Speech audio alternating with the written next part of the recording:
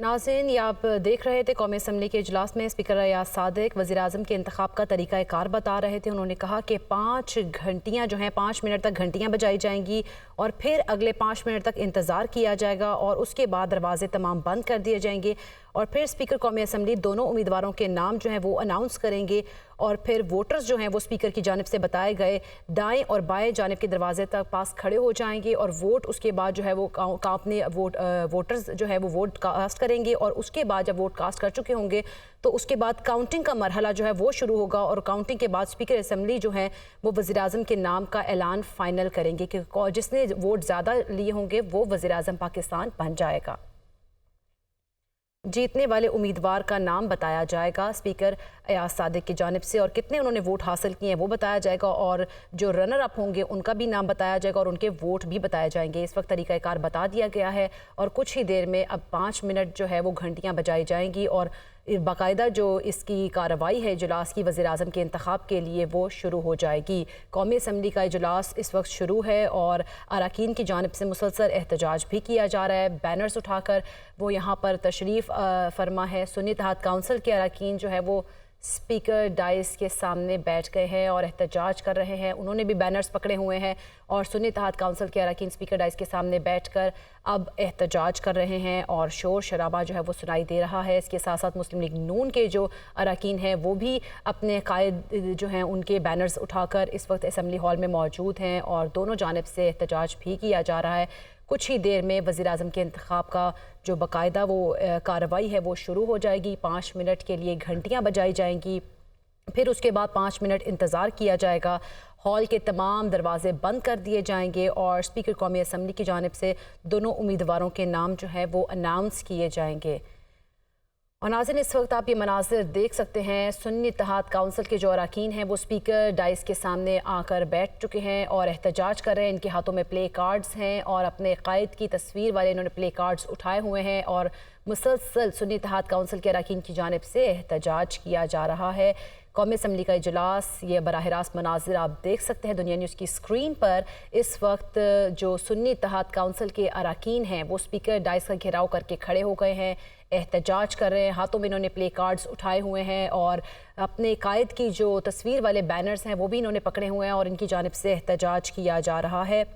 कौमी असम्बली में आज कायदे ऐवान और नए वज़ीर-ए-आज़म का इंतखाब होगा। इंतखाब किस तरह से होगा वो आपको बता चुके हैं। एक बार फिर से आपको बताते चले कि 5 मिनट के लिए घंटियां बजाई जाएंगी और घंटियों के बाद 5 मिनट के बाद इंतज़ार किया जाएगा। फिर हॉल के तमाम दरवाजे बंद कर दिए जाएंगे और इस तरह से स्पीकर कौमी असम्बली दोनों उम्मीदवारों के नाम अनाउंस करेंगे और उसके बाद जो वोटर्स हैं वो स्पीकर की जानिब से बताए गए दाएँ और बाएँ जानिब दरवाज़ों के खड़े हो जाएंगे और फिर अपने वोट कास्ट करेंगे।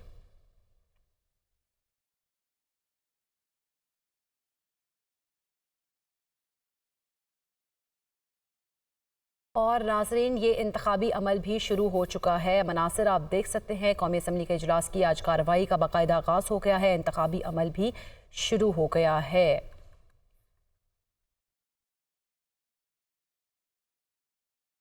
स्पीकर अयाज सादिक की ज़ेर सदारत कौमी असम्बली का इजलास और इंतखाबी अमल शुरू हो गया है। कुछ ही देर में 5 मिनट के लिए घंटियाँ बजाई जाएंगी और फिर इंतज़ार किया जाएगा और हॉल के दरवाजे तमाम बंद कर दिए जाएंगे और आज ऐलान हो जाएगा और घंटियां बजा दी गई हैं। इंतखाबी अमल शुरू हो गया है और अब 5 मिनट इंतज़ार किया जाएगा, फिर बाकायदा जो कार्रवाई है वो शुरू हो जाएगी और वज़ीर-ए-आज़म का इंतखाब आज के इस इजलास में किया जाएगा, जबकि कल वज़ीर-ए-आज़म अपने ओहदे का बाकायदा हल्फ भी उठाएंगे। कौमी असम्बली में कायदे ऐवान और नए वज़ीर-ए-आज़म का इंतखाब आज के इस इजलास में होगा। घंटियाँ बजा दी गई हैं, 5 मिनट तक की घंटियाँ बजाई गई हैं और अब अगले 5 मिनट इंतज़ार किया जाएगा। उसके बाद बाकायदा कार्रवाई जो है वो शुरू होगी। इंतखाबी अमल का जो वो शुरू हो चुका है इंतखाबी अमल, 5 मिनट तक घंटियां भी बजा दी गई हैं और स्पीकर ने आमिर डोगर, असद कैसर, उमर अयूब और बैरिस्टर गौहर को भी बुलाया। उसके अलावा कौमी इस्लामी इजलास में वज़ीर-ए-आज़म पाकिस्तान का इंतखाब आज होगा। कायदे ऐवान जो हैं वो आज मुंतखब होंगे। और नाज़रीन, आप ये मनाज़िर देख सकते हैं कि दूसरी जानिब जबकि इंतखाबी कार्रवाई शुरू हो चुकी है, दूसरी जानिब सुन्नी इत्तेहाद काउंसिल की जानिब से भी स्पीकर डाइस का घेराव किया हुआ है और एहतजाज जारी है। ये मनाज़िर आप बराह रास्त देख सकते हैं कि सुन्नी इत्तेहाद काउंसिल की जानिब से अभी तक एहतजाज किया जा रहा है स्पीकर डाइस के पास खड़े होकर, और उन्होंने हाथों में बैनर्स उठाए हैं, अपने कायद की पिक्चर वाले पोस्टर्स भी उठाए हुए हैं और मुसलसल एहतजाज कर रहे हैं स्पीकर डाइस के सामने खड़े होकर। जबकि इंतखाबी अमल जो है वो शुरू हो चुका है, घंटियाँ बजा दी गई हैं और आज के इस इजलास में कायदे ऐवान और नए वज़ीर-ए-आज़म का इंतखाब होगा। पाकिस्तान का अगला वज़ीर-ए-आज़म कौन होगा ये आज के इजलास में पता लग जाएगा और फिर जो भी वज़ीर-ए-आज़म होगा वो कल अपने ओहदे का बाकायदा हल्फ उठाएगा। लॉक कीजिए, जितने दरवाजे हैं एंट्रेंस के उसको लॉक कीजिए।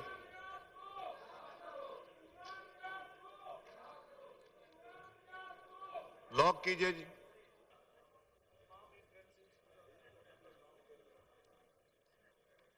इस एंट्रेंस को भी लॉक कीजिए इधर की।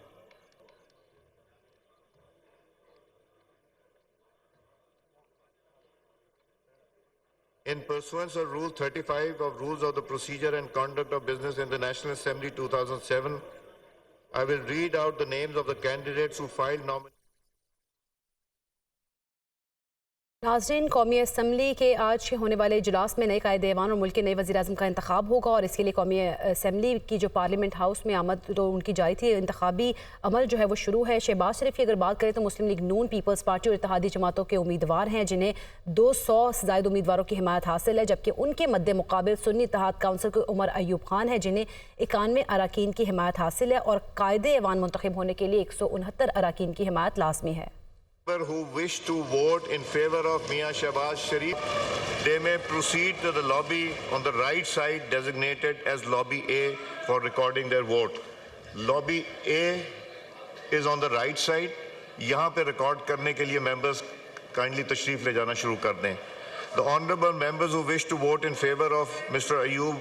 Umar Ayub Khan Sahab may proceed to the lobby on the left designated as lobby B for recording of their votes. आप इस तरफ तशरीफ ले जाइए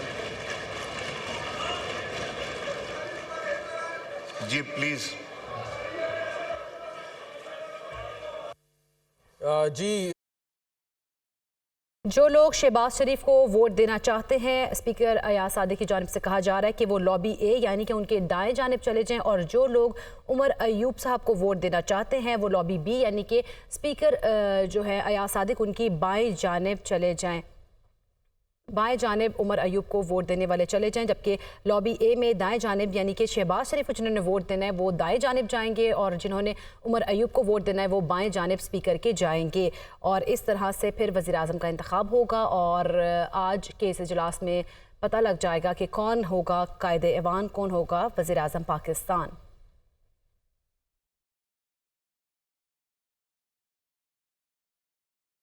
नाज़रीन, अभी इस वक्त ये जो प्रोसीजर चल रहा है वो स्पीकर अयाज सादिक की जानिब से बताया जा रहा है कि जिन लोगों ने शहबाज शरीफ को वोट देने हैं वो लॉबी ए में यानी कि स्पीकर की दाईं जानिब चले जाएं और जिन्होंने उमर अयूब जिनको सुन्नी इत्तेहाद काउंसिल की जानिब से नामजद किया गया वज़ीर-ए-आज़म के लिए उन्हों को लॉबी बी में जाने का कहा जा रहा है यानी कि स्पीकर की बाईं जानिब वो लोग चले जाएँ जो कि उमर अयूब को वोट देना चाहते हैं या उनकी हिमायत कर रहे हैं और जो कि शहबाज शरीफ को वोट देना चाहते हैं और उनकी हिमायत कर रहे हैं वो तमाम लोग लॉबी ए में यानी कि स्पीकर की दाएं जानिब चले जाएं।